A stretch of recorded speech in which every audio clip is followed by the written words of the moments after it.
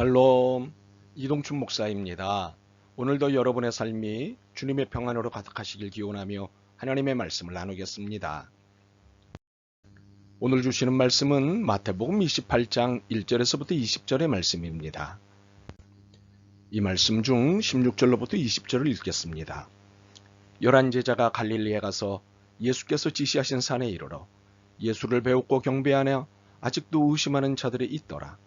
예수께서 나와 말씀하여 이르시되 하늘과 땅의 모든 권세를 내게 주셨으니 그러므로 너희는 가서 모든 민족을 제자로 삼아 아버지와 아들과 성령의 이름으로 세례를 베풀고 내가 너희에게 분부한 모든 것을 가르쳐 지키게 하라.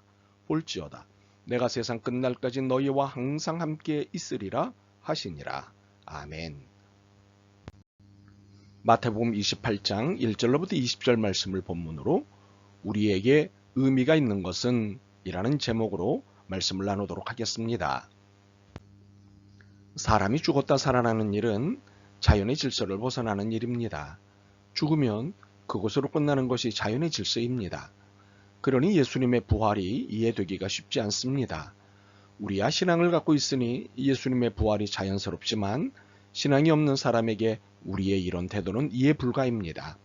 그러나 신앙을 갖고 있더라도 삶으로 부활을 인정하기까지는 과정이 필요합니다. 경험이라는 과정입니다. 예수님 당시 막달라 마리아와 다른 마리아가 그러했던 것처럼 말입니다. 예수님께서 십자가에서 죽음을 당하시고 난 3일 뒤 막달라 마리아와 다른 마리아가 새벽같이 찾아간 곳은 예수님이 장사된 무덤이었습니다. 이 두 사람은 무엇 때문에 이것을 찾았을까요? 5절에서 그들이 무덤을 찾은 이유를 알 수 있습니다. 십자가에 못 박히신 예수를 너희가 찾는 줄을 내가 아노라. 이유는 죽은 예수님을 찾아뵙기 위해서였습니다. 그런데 천사는 그가 여기 계시지 않고 그가 말씀하시던 대로 살아나셨느니라. 와서 그가 누우셨던 곳을 보라고 하였습니다. 그러면서 천사는 그들에게 기쁜 소식을 하나 전하였습니다. 7절입니다. 또 빨리 가서 그의 제자들에게 이르되 그가 죽은 자 가운데서 살아나셨고 너희보다 먼저 갈릴리로 가시나니 거기서 너희가 배우리라 하라. 보라 내가 너희에게 일렀느니라 하거늘. 지금 갈릴리로 가면 예수님을 뵐 수 있으니 이 사실을 얼른 제자들에게 알리라는 것이었습니다. 이 말에 여자들은 두려움 반 기쁨 반으로 서둘러 제자들이 있는 곳으로 갔습니다. 그런데 세상에 가던 도중 놀라운 일을 만났습니다. 부활하신 예수님을 만난 것입니다. 예수님은 이들을 만나자 평안하냐고 물으셨습니다. 그러자 예수님의 인사를 받은 여자들은 그만 놀래서 땅에 엎드러졌습니다. 그리고 예수님의 발을 붙잡았습니다. 이처럼 이들이 놀란 이유는 죽은 줄 알았던 예수님이 지금 살아서 자신들 앞에 나타나셨기 때문입니다. 물론 천사에게 예수님의 부활 소식을 듣기는 했습니다. 그렇지만 긴가민가하던 참이었거든요. 그런데 예수님이 눈앞에 똑하니 나타나셨으니 얼마나 놀랬겠습니까? 그러나 놀란 그들을 예수님이 위로하셨습니다. 10절입니다. 이에 예수께서 이르시되 무서워하지 말라. 가서 내 형제들에게 갈릴리로 가라 하라. 거기서 나를 보리라 하시니라. 우리는 예수님이 얼마나 따뜻한 위로자이신가를 이 한 단어에서 재차 확인할 수 있습니다. 내 형제들, your brothers가 아닙니다. 내 형제들, my brothers라고 하셨습니다. 이 얼마나 따뜻한 위로입니까? 이렇게 따뜻한 주님을 다시 뵙게 된 막달라 마리아와 다른 마리아는 얼마나 기뻤을까요? 아마 우리로는 상상하기 어려울 것 같습니다. 이 두 사람은 이렇게 자연의 질서를 넘는 사건인 부활을 직접 눈과 몸으로 경험하였습니다. 그런데 막달라 마리아와 다른 마리아가 이렇게 경험을 통한 부활의 확신을 갖게 된 반면 예수님이 죽었다는 사실을 확신시키기 위해 애쓴 무리들이 있었습니다. 당시 대제사장들과 장로들이었습니다. 11절로부터 15절에 설명된 대로입니다. 예수님의 무덤을 경비하던 군인들은 무덤 안에 예수님의 시체가 없어진 것을 막달라 마리아와 다른 마리아 때문에 알게 되었습니다. 이 사실을 바로 대제사장들에게 알렸습니다. 그러자 대제사장들과 장로들은 급히 회의를 하였습니다. 그리고는 돈으로 경비병들의 입을 막았습니다. 너희는 말하기를 그의 제자들이 밤에 와서 우리가 잘 때에 그를 도둑질하여 갔다 하라. 대제사장들은 예수님의 죽음을 연출하였던 것입니다.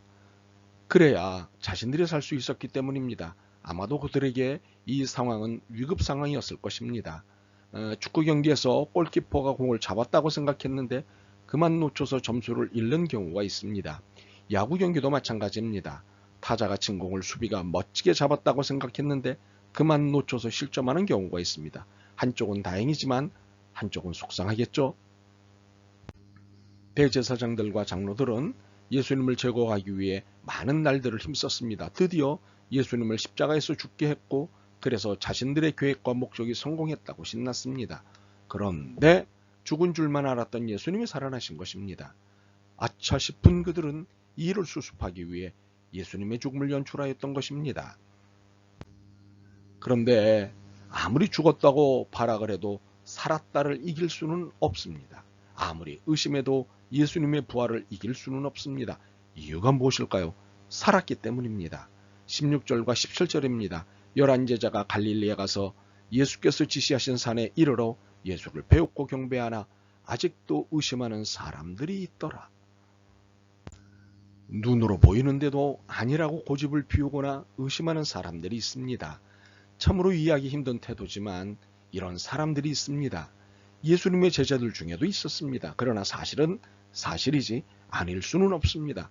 그렇게 어떤 상황에서도 사실은 마지막 힘이자 유일한 힘입니다. 예수님이 부활하셨다는 것은 사실입니다. 이 사실은 어떤 경우에도 바뀔 수 없습니다. 어쩌면 예수님은 모두를 들었다 놨다 하신 것입니다. 자연의 법칙에 따라 사람이 죽으면 끝이라고 믿었던 사람들을 들었다 놨다 하신 것입니다. 예수님의 부활은 무엇보다도 생명의 주도권이 생사 여탈권이 하나님께 있다는 것을 보여주셨습니다.